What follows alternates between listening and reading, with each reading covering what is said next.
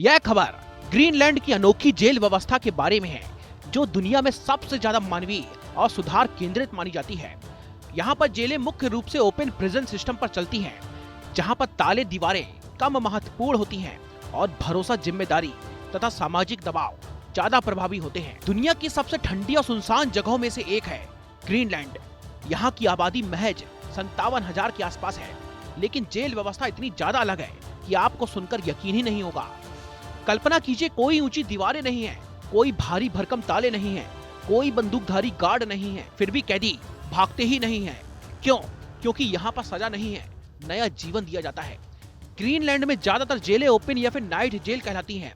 कैदी दिन में बाहर निकल सकते हैं, नौकरी करते हैं, पढ़ाई करते हैं, स्किल ट्रेनिंग लेते हैं, शिकार पर जाते हैं, फिर इसके बाद शाम होते ही खुद घर लौट आते हैं।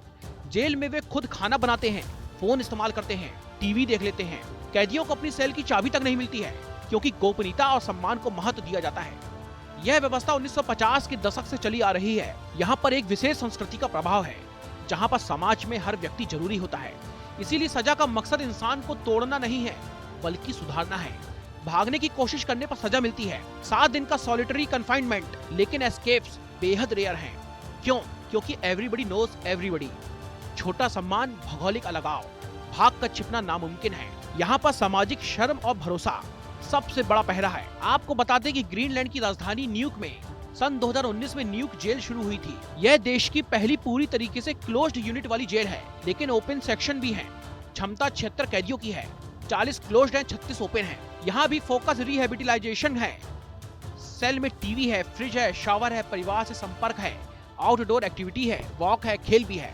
पहले गंभीर अपराधी डेनमार्क भेजे जाते थे, 3000 किलोमीटर दूर जाते थे, जहां पर भाषा संस्कृति से कटाव हो जाता था। अब यहां पर नीति बदल चुकी है।